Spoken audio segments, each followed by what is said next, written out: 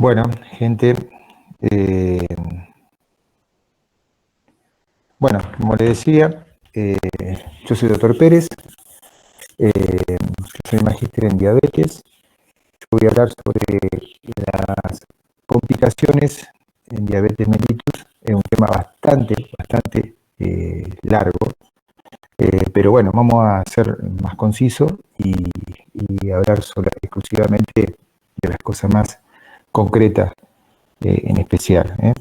Así que tengo dos presentaciones, una es en general y otra una particular, una actualización de las complicaciones de las neuropatías, así que voy a ver según el tiempo si puedo llegar a presentarles las dos.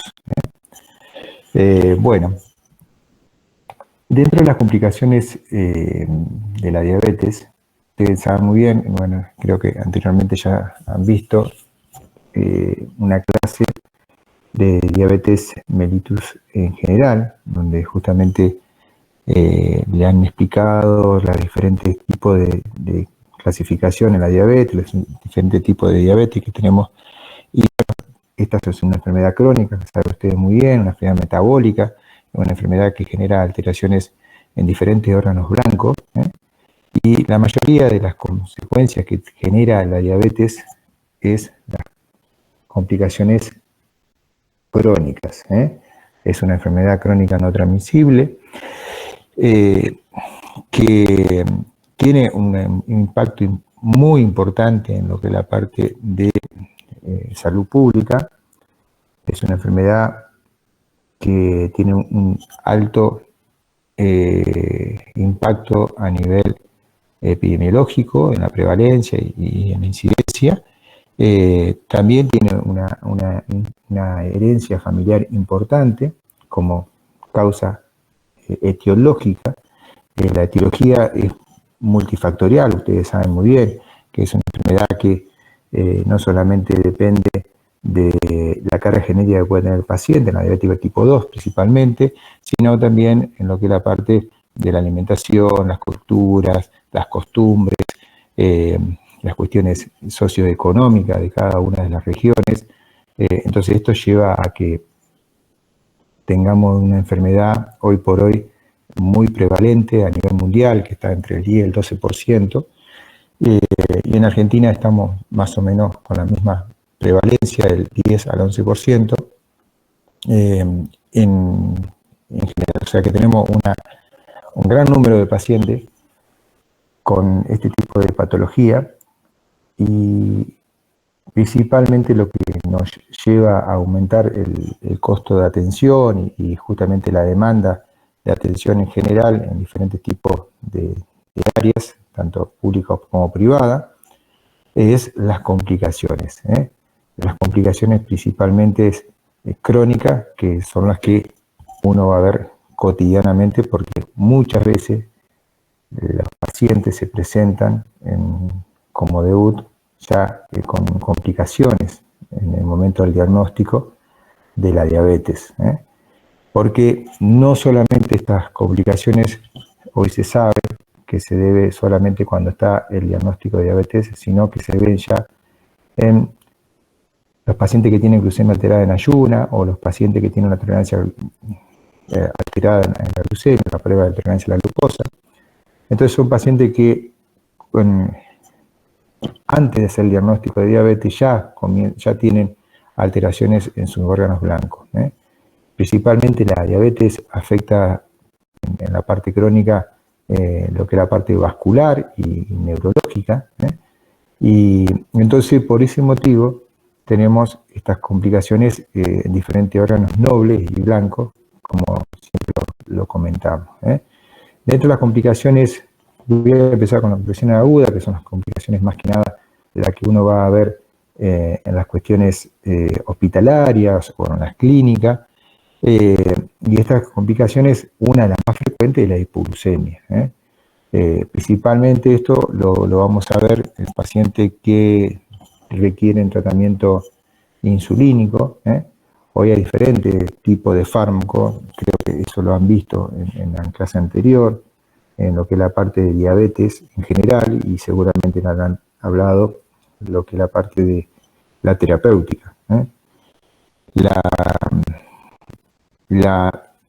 El tratamiento principal y que genera más hipoglucemia, obviamente, es la insulinoterapia, pero también ustedes saben muy bien que está la sulfonilureas, y en pacientes diabéticos tipo 2 mayores son drogas que hay que tener mucho cuidado en el uso crónico del paciente, debido a que los pacientes mayores tienen mayor fragilidad y la habilidad a tener este tipo de complicaciones. Entonces, la hipoglucemia...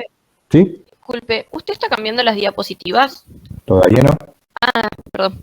No, todavía no, estoy haciendo introducción. Espectacular, que me vayan comentándome cualquier cosita. No me molesta para nada. Si tienen que cortarme o preguntarme, pregúntenme. Así que encantado. Porque si no estoy viendo una pantalla nomás acá. Entonces, dentro de las hipoglucemias, acá sí voy a cambiar. Vamos, ¿a qué referimos a la hipoglucemia? Bueno, hablamos de hipoglucemia cuando tenemos una glucemia menor a 70 miligramos por decilitro. ¿Por qué se lo toma en 70 miligramos por decilitro? Porque generalmente es el umbral de la secreción de hormonas contrarreguladoras. Ustedes saben que la única hormona que produce disminución de la glucemia, el nivel de azúcar en sangre, es la insulina. Todas las demás producen aumento. Por ese motivo, si no tenemos insulina en el organismo, todas las demás hormonas producen aumento de niveles de azúcar en sangre. Una de las hormonas contrarreguladoras, que ustedes seguramente lo sabrán, estamos hablando de justamente la secreción del glucagón, que es un antagónico directamente de la insulina. Pero también tenemos una descarga adrenérgica, también tenemos una descarga de cortisol, y bueno, esto todo hace que ese umbral de 70 sea un umbral donde empieza a secretarse ese tipo de drogas contrarreguladoras para tratar de defender el organismo de ese cuadro agudo, generalmente. Profe, ¿Sí? nosotros seguimos viendo la primera diapositiva. Bueno, perfecto. ¿Están viendo agudas hipoglucemia? A ver. Está el título y su nombre. Ah, bueno, a ver, vamos a ver qué pasa. Complicaciones de diabetes mellitus, nada más. Ahora sí, complicaciones agudas y crónicas. Eso es, sí. ¿Y ahora hipoglucemia? Complicaciones agudas y crónicas en columnas. Entonces no se va, no, entonces iba a ser así. Voy a hacer así. Vamos a hacer así. ¿Ahí va cambiando? Ahora sí, se ve hipoglucemias. Perfecto. Bueno, vamos a tener que hacer así porque cuando lo pongo en la pantalla de presentación no lo ven.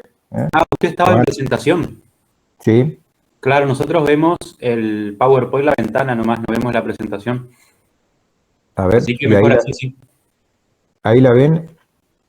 ¿Ahí ven que está cambiando? No. Recién cambió con la minimizada, no. digamos. Sí, no. Ponemos minimizado y listo. Hacemos así. Disculpen. Así que seguimos así.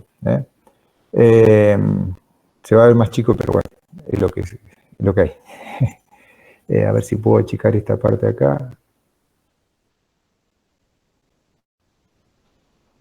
Y bueno, ahí también, ahí se ve un poquito más grande y ahí podemos ver un poquito más. A ver si acercamos esto. Bueno, ahí se ve un poquito mejor, ¿cierto? Sí, se ve genial. Perfecto. Bueno, vamos a seguir así entonces. Bueno, como le decía, vamos a empezar con las complicaciones agudas. Hablamos de la hipoglucemia. La hipoglucemia que yo le comentaba, justamente el umbral de 70 miligramos por decilitro. Bueno, ustedes lo van a ver después en la práctica, que hay pacientes que dicen, no, yo tengo por ahí 70, me siento un poquito débil, pero no estoy tan mal. Bueno, pero el umbral en lo que uno mira para ver si hay secreción de hormonas contrarreguladoras es 70 miligramos en general. Esto es justamente por medio de estudios que se llegan a ver cuando hay se dispara la secreción de esta hormona para evitar esa hipoglucemia que se produce en el paciente. Entonces, Se ve frecuentemente estas cuestiones de hipoglucemia, que es muy frecuente, la consulta, principalmente los pacientes, como les digo, diabéticos tipo 1, como también los pacientes que se encuentran con insulinoterapia requiriente, digamos, diabetes tipo 2 o otro tipo de diabetes, seguramente le han hablado, la diabetes autoinmune del adulto, LADA, y otro tipo de diabetes.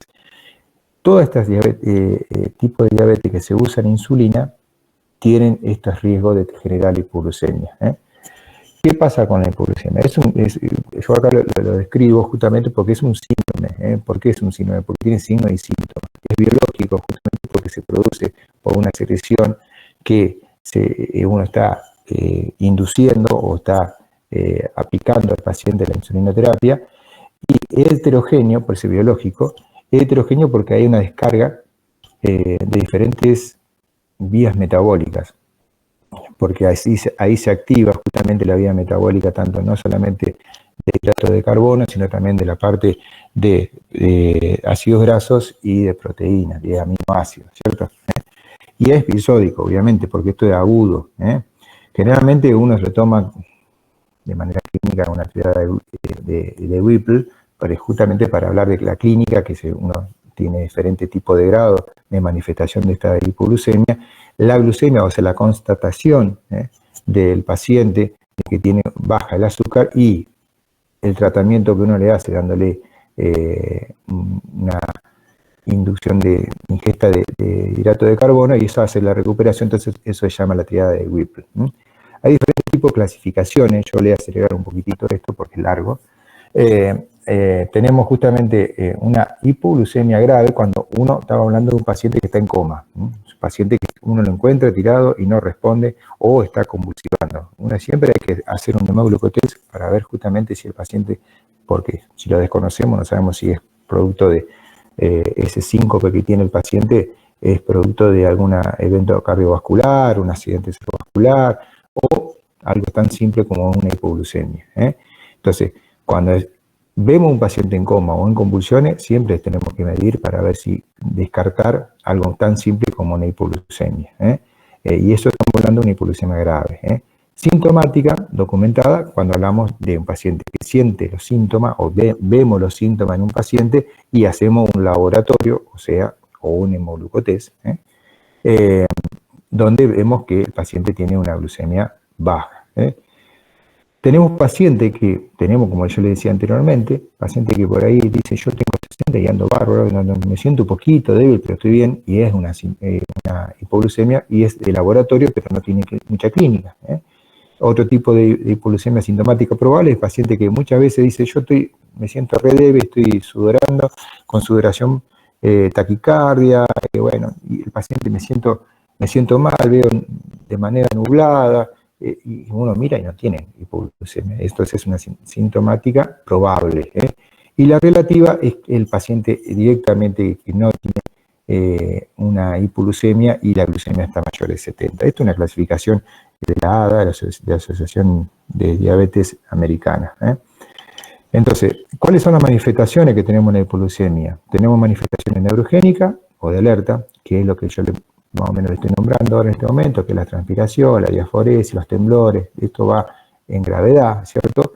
Esa debilidad, la fatiga, una palidez, tiene sensación de hambre el paciente, se comienza justamente con palpitaciones, porque estos síntomas son todos síntomas debido a la descarga adrenérgica que se produce en el paciente. Entonces el paciente empieza con palpitaciones, puede tener hipertensión, puede tener justamente alguna arritmia si es un paciente mayor y está con una insulinoterapia en ese momento. El paciente, una de las causas también que hace la hipoglucemia es el ANGOR. ¿Por qué motivo? Porque un paciente que ya de por sí debe tener alguna complicación vascular a nivel cardíaca, y esta descarga adrenérgica más la disminución de la glucemia del paciente, que es el principal nutriente, genera estas cuestiones. La hipertensión pulmonar es algo muy raro que se pueda llegar a ver. Acá yo lo que nombro justamente los pasos que se produce justamente en un paciente con una signos neuroglucopénicos graves. Va de menor a mayor, o sea, de cortical, se ve justamente un paciente desorientado, con una confusión, mareo, vamos aumentando la profundidad, un corte diencefálico, hay incoordinación, una hiperactividad simpática que también se debe también a la descarga. Uno puede ver una pequeña miriasis, o cuando es más profunda ya una miriasis importante, la hiporrespuesta motora, los reflejos. Ya pasamos a un paciente, diríamos, que no está en coma, pero ya está cerca, con convulsiones, hemiparesia, cuando tiene complicaciones en el paciente, y signos justamente neurológicos graves, como la respuesta plantar extensora. Y ya cuando estábamos en un paciente en coma, estábamos hablando de un paciente con alteraciones neuroglucopénico grave, con mieloencefálico, y es una respiración muchas veces superficial, hay miosis, o sea, hay contractura de la pupila, ya estamos haciendo bradicardia, es decir, ustedes saben bien, como yo les comenté recién, una taquicardia, y bueno, si no actuamos es gravísimo. Entonces los umbrales, como le dije anteriormente, tenemos a partir de 80 uno está mirando el paciente y ya puede haber secreción, entonces decimos como regla en general, a los 70 ya empezamos a tener secreción de glucagón, adrenalina, en 63, esos son diferentes estudios que se ven, secreción de cortisol, la hormona de crecimiento, la somatostatina, y ya con estos valores que no se recupera el paciente, comienza con estos problemas importantes como son los síntomas hipoglucémicos graves, la percepción y la disfunción cognitiva, que estamos hablando ya del coma. Así que bueno, ¿cómo se trata? Bueno, leves y moderadas, se da glucosa al paciente, un jugo de glucosa, si el paciente está consciente directamente, digamos por boca, ¿no es cierto? Jugo de naranja, de manzana, lo que sea, un caramelo, Coca-Cola, una cucharada de azúcar, agua con azúcar. ¿Por qué evitar las grasas? Porque justamente retarda la absorción en esa cuestión. Entonces, por ese motivo hay que tratar de que sea directamente hidrato de carbono. Y rápido.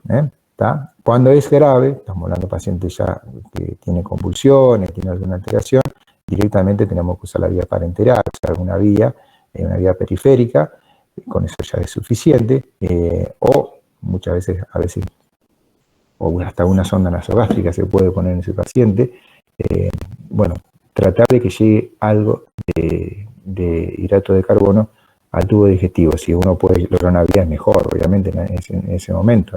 Eso se hace en bolo, en infusión, y si el paciente, o estamos en un lugar donde tenemos el glucagón, eso hay que aplicárselo enseguida al paciente. Todo paciente diabético con insulinoterapia crónica tiene que tener en su casa glucagón para que, si eso le pasa en su casa, ya generalmente hay que hacer una educación terapéutica y explicarle de que si siente estos síntomas hay que corroborar si hay una hipoglucemia, entonces enseguida, si ya tiene un umbral menor de 70, aplicarse el glucagón y concurrir a un centro de salud para empezar a tratarse, más si un paciente que tiene una dosis de una insulina de vía media prolongada, ¿cierto? Un análogo de vía media prolongada,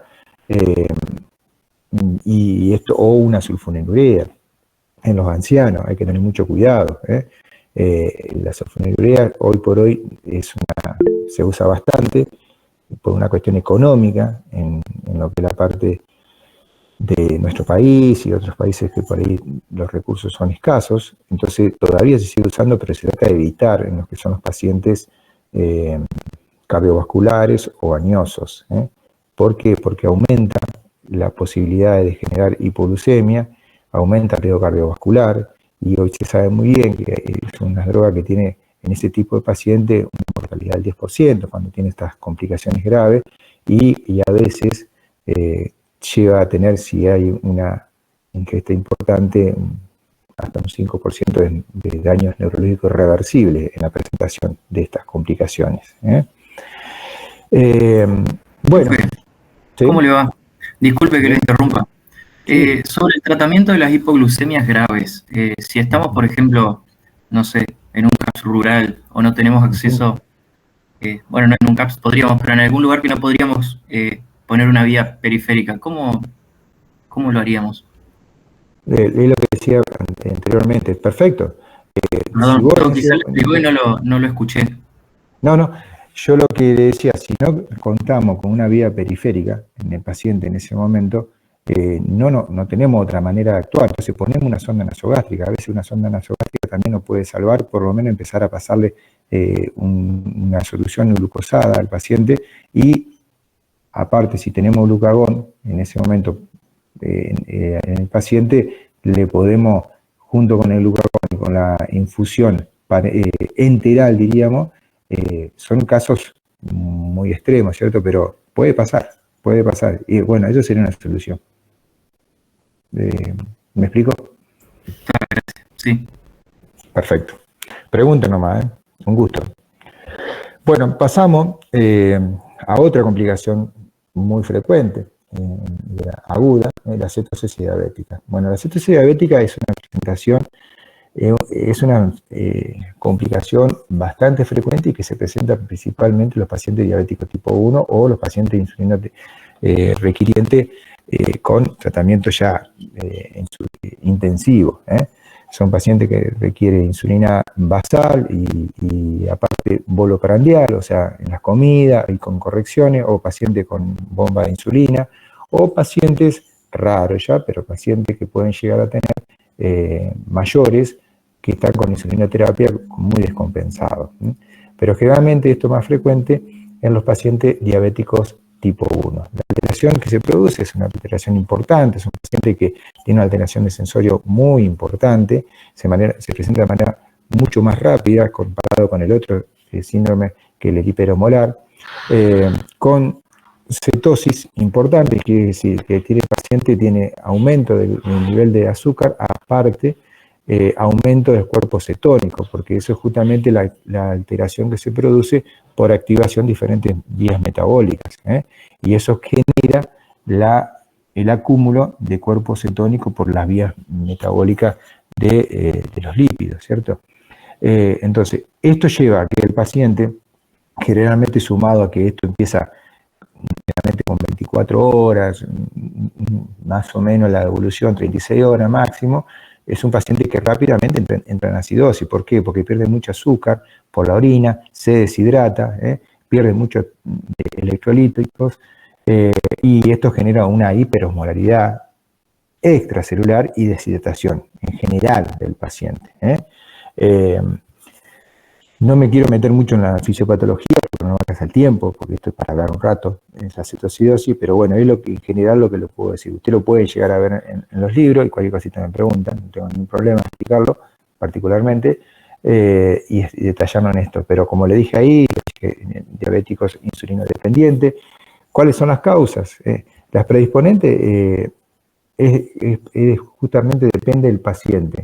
¿Por qué dice enfermo en momento biológico? El momento biológico más que nada en los pacientes, por ejemplo, en los pacientes que son muy chiquitos y los pacientes que, por ejemplo, adolescentes, es muy frecuente que se presente por una cuestión también por la edad, por el momento muchas veces humoral del paciente, que predispone a tener estas cuestiones o hace una ingesta importante, consumo de alcohol, o no se aplica la insulina.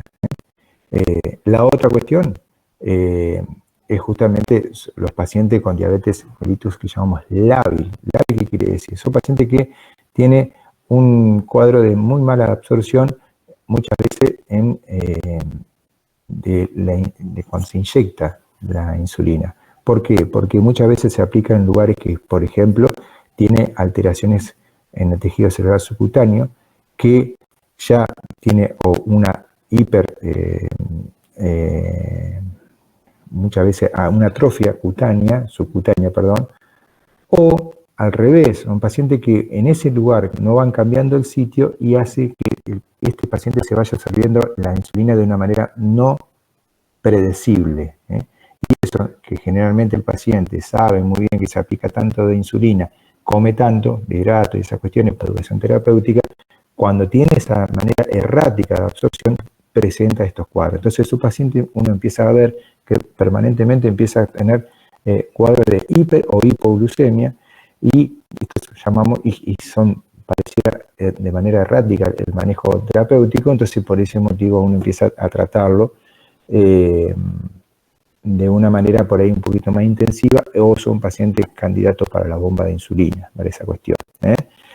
Y bueno, y la otra cuestión del predisponente tratamiento, obviamente cuando no está bien dosificado el paciente, uno puede llegar a tener riesgo de estas cuestiones, de esta complicación, debido a que el paciente por ahí está subtratado, y esto con la ingesta del paciente puede llegar a tener alteraciones importantes. La desencadenante, como le dije, es la falta de insulina, los procesos recurrentes a que nos referimos, a las infecciones, principalmente las neumonías, las infecciones por ahí respiratorias, las infecciones urinarias o prequirúrgico también. En los chicos, acuérdense mucho, el alcohol, la ingesta de alcohol es una cosa más frecuente, las transgresiones alimentarias, y bueno, otras drogas que por ahí pueden llegar a producir alteraciones contraproducentes respecto con la insulina. Pero lo más frecuente son las infecciones. El debut, obviamente, es una de las cuestiones más frecuentes de ver cetosis diabética en pacientes que recién debutan con diabetes, con hiperglucemia, y la otra en los pacientes adolescentes, principalmente los que se ven, es la mala adherencia. Otra cuestión, por ejemplo, pacientes con embarazos, hay que tener cuidado también en esa cuestión para hacer un buen manejo. La mortalidad va a variar, depende del lugar que lo veamos. Generalmente, esto es una patología hoy por hoy complicación que rápidamente se puede solucionar, entonces uno puede actuar rápidamente y la mortalidad es muy baja, porque si uno diagnostica rápido, trata rápido. Pero bueno, en países desarrollados siempre decimos, depende del lugar donde se encuentra, tenemos hasta un 2, un 5% de mortalidad, el riesgo está, pero en los subdesarrollados aumenta justamente debido a, como recién me preguntaron, no tengo vía, no sabemos, no tenemos esto, no tenemos nada. Bueno, hoy por hoy creo que hay más accesibilidad a pesar de todo esto y por ahí no llegamos a tener tanta, pero lo importante es poder saber hacer el diagnóstico y tener la sospecha de una cetosis diabética. Siempre miramos la glucemia del paciente, porque por ahí la falta de conocimiento, tanto del familiar o del paciente o del profesional, llevan a estas complicaciones con riesgos mucho más importantes. La clínica, en general, lo van a ver en diferentes libros. Acá yo hice un resumen de todo esto. Obviamente el paciente empieza con poliuria, después termina con oligonuria, pero ya cuando es mucho más complicado, el paciente empieza al principio con rubor y después termina en coma, obviamente. Entonces esto va hablando de la gravedad.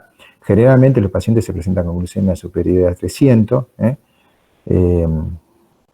Hay, por ejemplo, pacientes por ese motivo el riesgo de usar, no sé si lo han escuchado, dice GLT2 en los pacientes con insulinoterapia, porque muchas veces generan cetosis diabética euglucémicos. ¿Por qué? Porque el mecanismo de acción del SGLT2, que es justamente el glucosúrico, puede producir que el paciente esté normal, pero es justamente el mecanismo de acción genera muchas veces cetosis. No me quiero meter en esa cuestión, pero ténganlo en cuenta. Bueno, otra manera de hacer el diagnóstico, la cetonemia o la cetonuria, lo puede hacer directamente en sangre o en orina, un pH inferior a 720 y el GAP aumentado. Esa es la brecha aniónica que uno va a tomar en cuenta, tomando en cuenta justamente la medición de sodio, cloro, justamente potasio, y bueno, toda esa cuestión es un cálculo y saca el anión GAP, ¿cierto? El tratamiento es muy escueto, todos estos chicos, chicas, esto yo le digo en general. ¿Cómo hacemos? Bueno, líquido. Primero, líquido.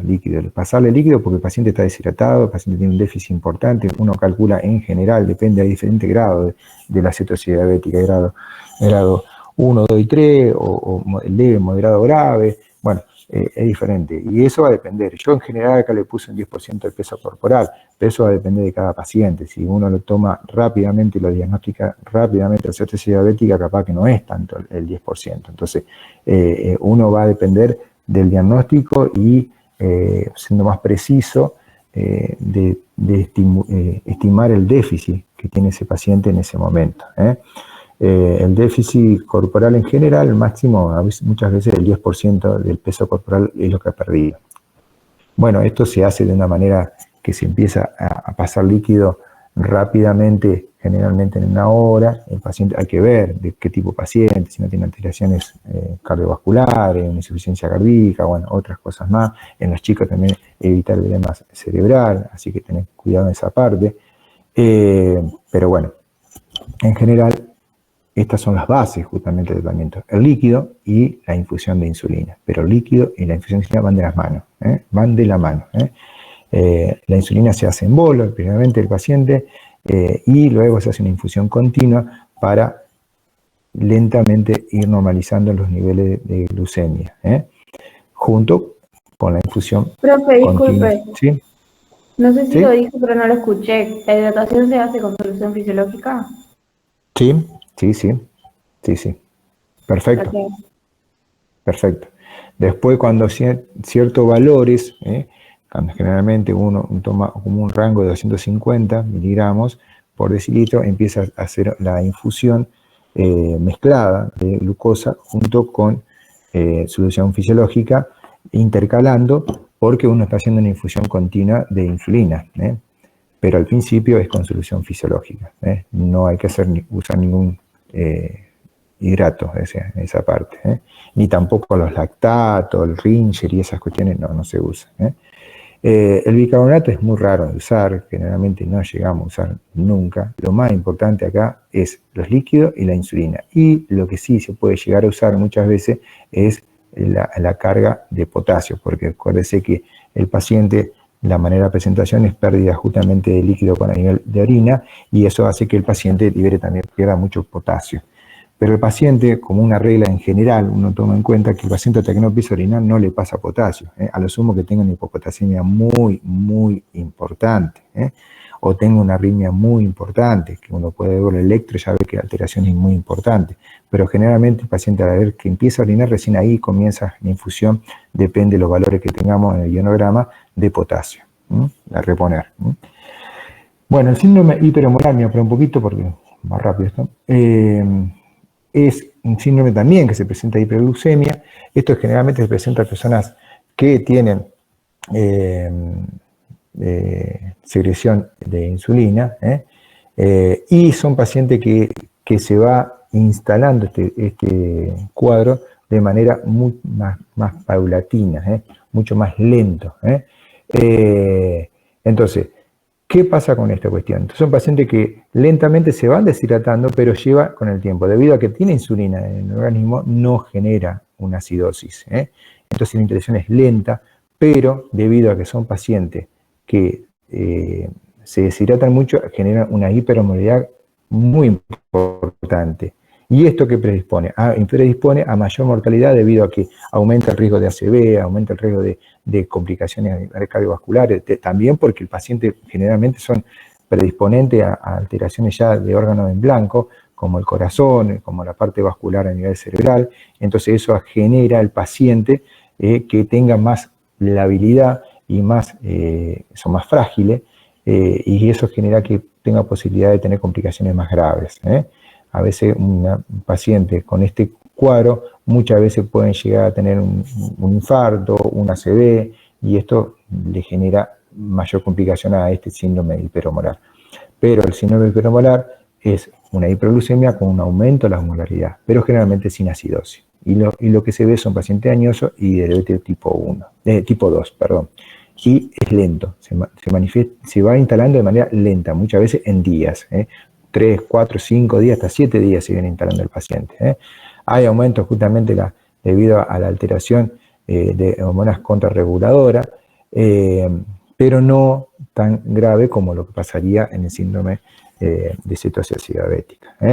El paciente, vamos a ver, con una hiperglucemia a veces muy alta, son pacientes que a veces tienen hiperglucemia de 600, pero también porque están hemoconcentrados y una glucosura intensa.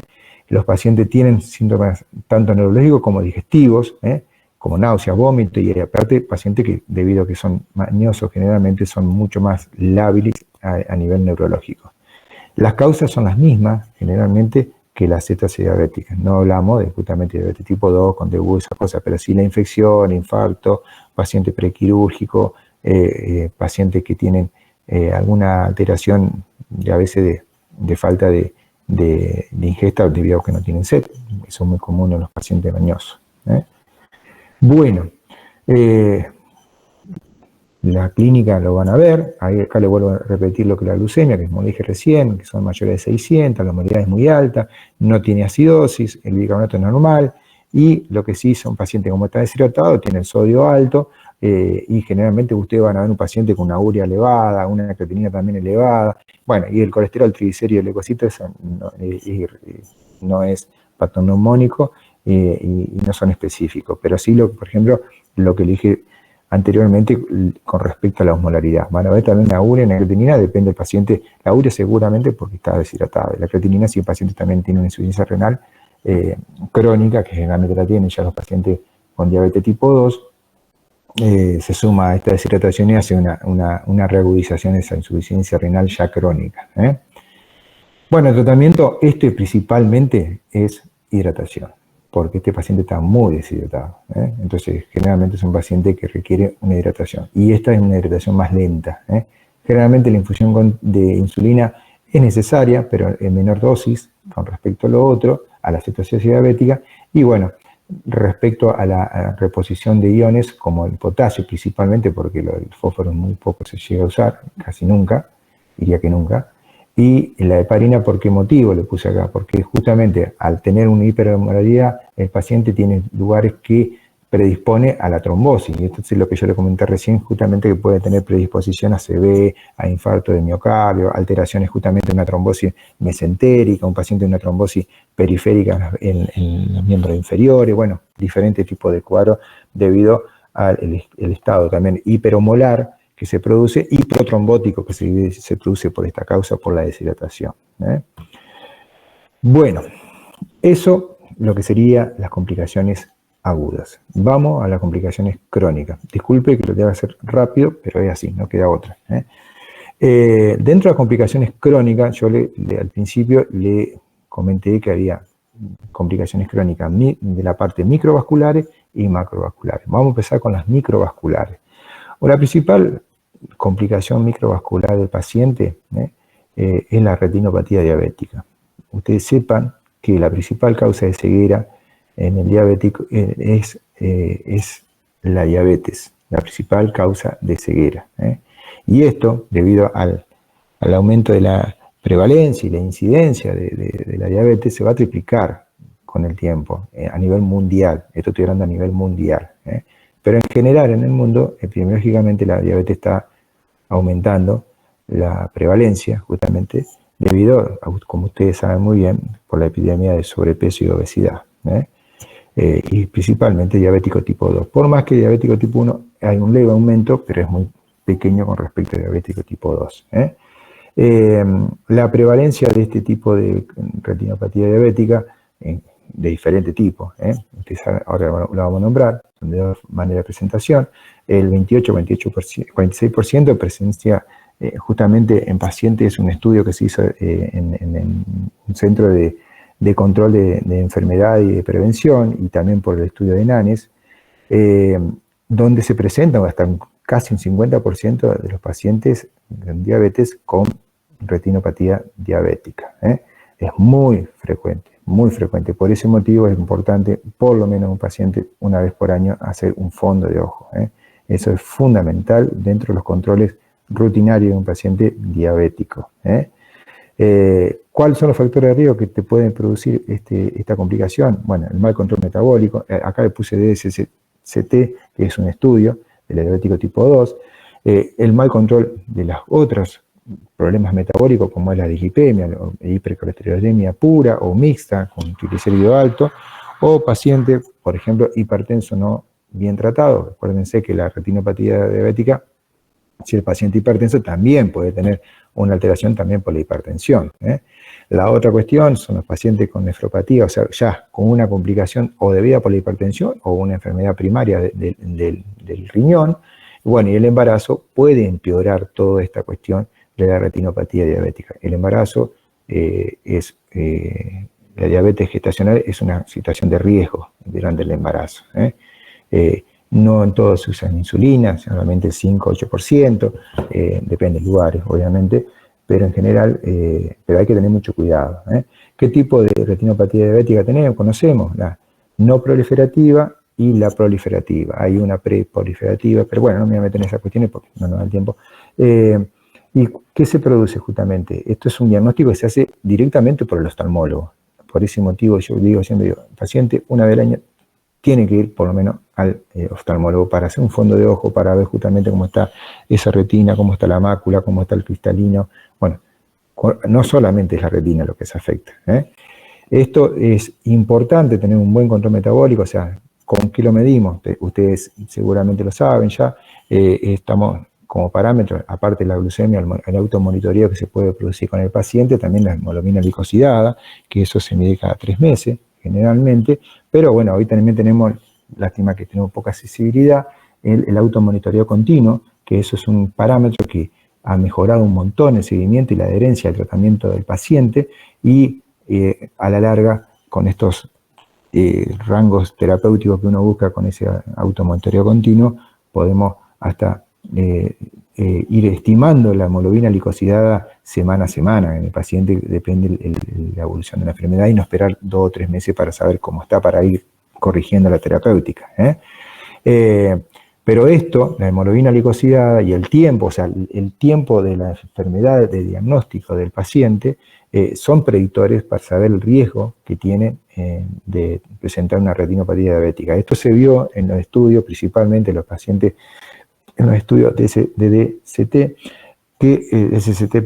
y estos estudios es justamente el diabético tipo 2 para ver justamente las complicaciones de los diabéticos tipo 2. Entonces, ¿qué hacer? En la atención primaria de la salud, controlar la hipoglucemia, la hipertensión y la dislipemia. Son 3 factores que aumentan el riesgo de presentar esta complicación de retinopatía diabética.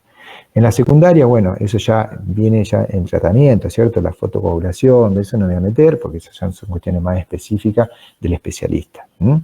Pero en la parte primaria es manejar al paciente, tener un paciente normoglucémico o estar dentro del rango terapéutico, controlar lo que es la parte de los factores asociados justamente a la hipertensión o el problema de metabólico como la dislipemia. Bueno, la retinopatía proliferativa, que es la más complicada, ¿cierto? Esas son las que pueden producir justamente una hemorragia vítrea, un desprendimiento retiniano. Bueno, estas cosas lo pueden ver ustedes más de manera específica. Esto es para que ustedes sepan las complicaciones que puede haber. Y el edema macular diabético es un tema importante porque es una causa de pérdida visual moderada en diabético y es importante. Generalmente esto se ve en los pacientes con mal control metabólico, con hiperglucemias siempre altas, tiene una alta prevalencia también del paciente, y esto se produce justamente con un engrosamiento retiniano, exudados justamente por esa neovascularización anómala que tienen los pacientes, y bueno, con exudados duros, con alteraciones importantes. Tratamiento, acá no nombré nada más, pero esto es una cuestión totalmente del especialista, y bueno, hay diferentes tipos de terapéuticas, de opciones terapéuticas. La retinopatía diabética no proliferativa, estamos hablando justamente con la que se presenta justamente con microneurismas, hemorragias, con manchas algodonosas, eso se ve con el fondo de ojo. Y los riesgos son los mismos que los otros, la hipoglucemia, la hipertensión, la dislipemia. Un tratamiento sistémico uno puede llegar a usar, aparte del tratamiento que está haciendo para la diabetes, también se puede usar los IECA, los ARA2. Bueno, hay un tema hoy por lo que la parte de ICGLT2, los receptores de GLP-1, eso se está viendo mucho porque hay algunos trabajos que hablan justamente de alguna complicación a nivel ocular, pero bueno, son trabajos todavía previos para ver la seguridad del tratamiento, por más que ya son muy seguros. Ustedes quizás los GLP-1 lo han escuchado mucho, más que nada los EMPI, seguramente por obesidad, en el tratamiento de los pacientes con obesidad, pero se usa mucho la ICGLT1 porque son dos drogas importantes junto con el ISGLT2, que cambian la evolución de los pacientes diabéticos. Pero ese es otro tema. Sigamos. Pasamos a otra enfermedad microvascular, como la enfermedad renal crónica, que es muy frecuente, como la retinopatía diabética. La prevalencia es alta, del 6%, según los estudios de NANES. Estamos hablando de una... sepan, por ejemplo, quiero decir acá, están los grados de lo que es la insuficiencia renal en el paciente y los diferentes grados de insuficiencia renal. Acá lo dejo. Pero sepan que la primera parte de daño renal es la hiperfiltración.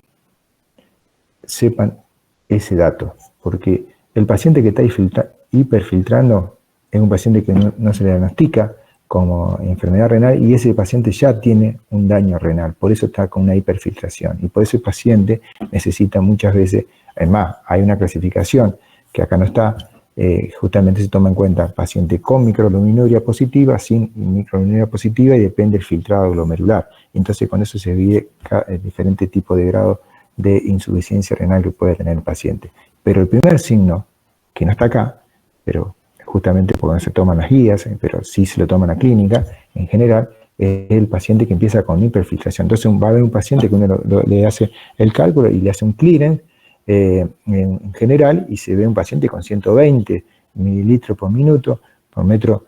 Entonces el paciente dice, está re bien, no, ya está estando un paciente con una hiperfiltración, está en un estado previo, entonces hay que actuar con lo IECA o con ISGLT2, bueno. Después empiezan estos grados de disfunción a nivel renal.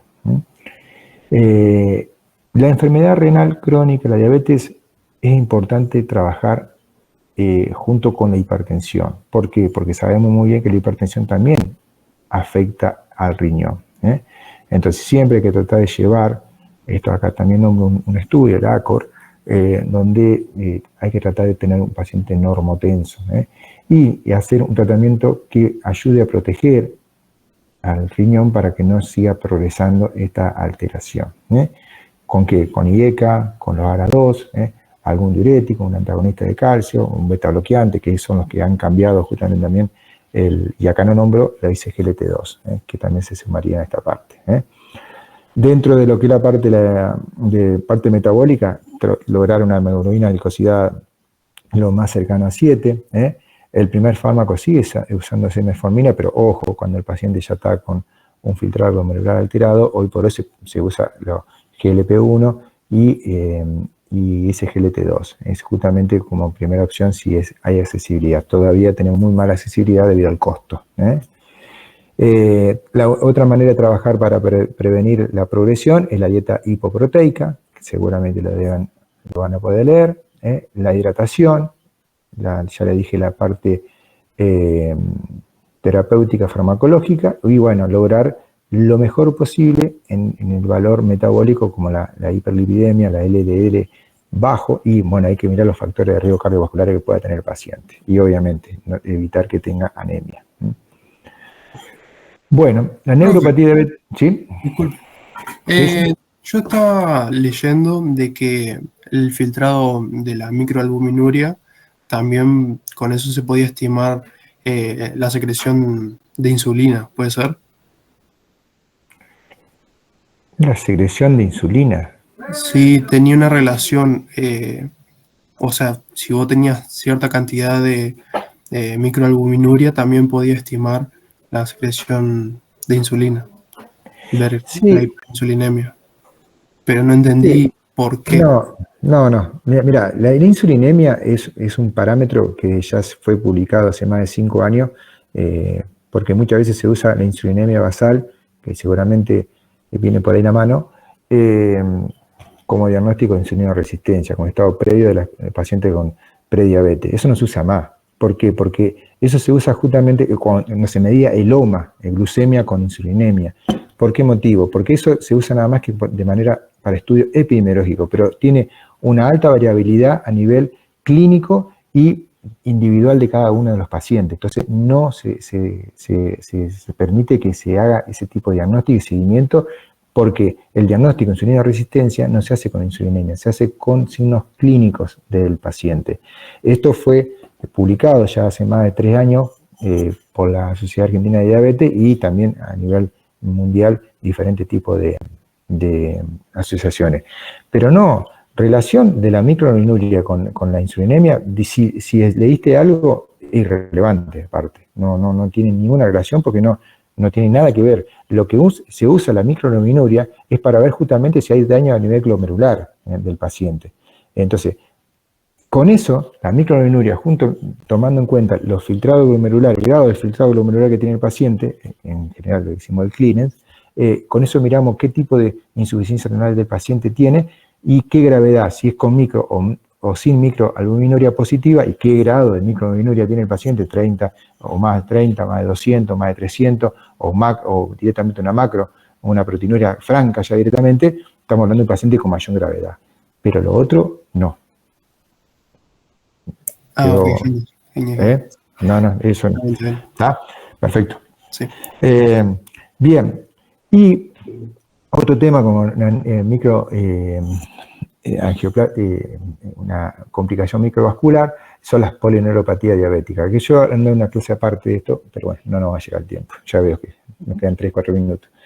La más frecuente de esto es la polineuropatía sensitiva motora, simétrica, periférica, lo que afecta generalmente a las extremidades. El 50% de los pacientes lo tienen. Hay diferentes trabajos, 6 al 50%, son los pacientes que se ven en alteraciones a nivel de los pies o de las manos, principalmente los pies, por eso se llama de guante o calcetines. El 60% de esta neuropatía que llevan a las complicaciones no traumáticas del paciente, llevan a la amputación justamente de los miembros inferiores del paciente, pues son los que generan el pie diabético, una de las complicaciones tan importantes de la patología más frecuente de la diabetes y de las complicaciones, que es una complicación neuropática y vascular, generalmente.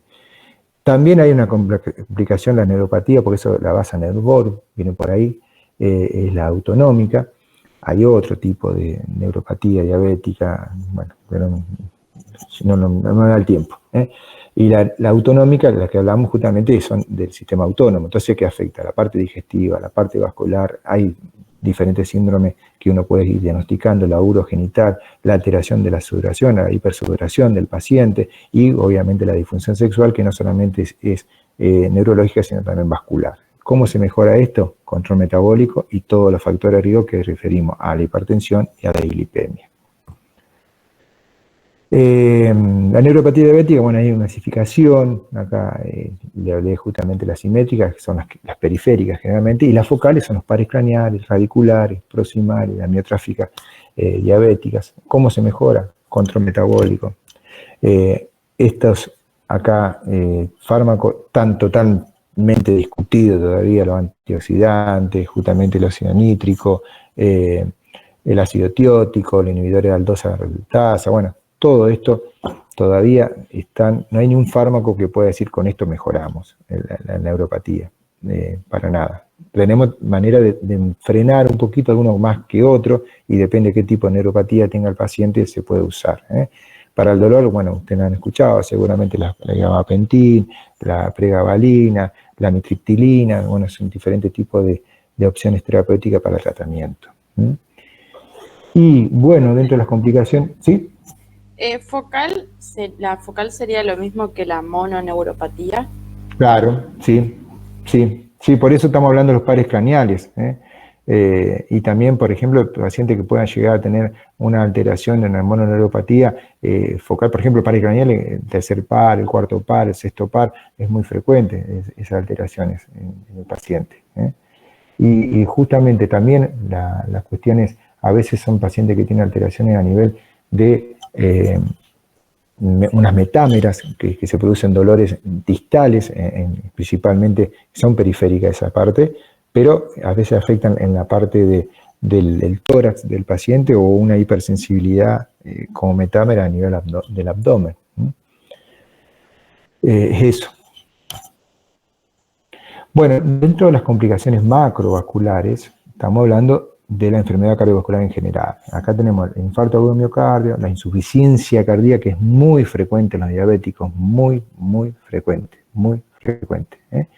El ACV, también, obviamente, por la enfermedad vascular, macrovascular, y esto tiene una alta tasa de mortalidad, como ustedes saben. Esto está en todos los estudios, ACOR, AVANCE, BAT, PADS, que es recontra conocer, que son los que han demostrado este problema. El tratamiento, obviamente, como siempre, evitar tener un control metabólico lo mejor posible, evitar los tóxicos y, obviamente, los factores de riesgo que son el sedentarismo, aumento de peso, la dieta que sea lo más saludable posible, evitar las complicaciones metabólicas como la dislipemia y la hipertensión. Y bueno, esto, lo último que le he dejado era lo que es el pie diabético en general, que es una complicación de estas dos cosas, de lo que hablamos, de la neuropatía y lo que es la parte de la vasculopatía y la microangiopatía. Esto es muy frecuente, es una entidad, como ustedes saben, por una infección, ulceración, destrucción de tejidos, tanto empieza con la manera superficial y después profunda, y está asociada con estas, como le dije. Es muy frecuente, 5% de los pacientes diabéticos tienen este problema, el riesgo va aumentando con el tiempo, y generalmente es un marcador a nivel cardiovascular. Como le dije, la etiología es variable y va en conjunto con la neuropatía y la vasculopatía, y una de las presentaciones muy frecuentes es la neuropatía de Charcot, que es grande el paciente, y doloroso, que tiene el paciente, que va alterando las articulaciones y se deforma el pie del paciente. Bueno, disculpe que fue apurado, pero espero que haya sido lo más claro posible. Pero teníamos una hora para explicar todo esto, así que, bueno, cualquier duda, pregunta, no tengo problema en volver a juntarnos y sacarse duda de todas estas cuestiones. Espero que haya sido claro.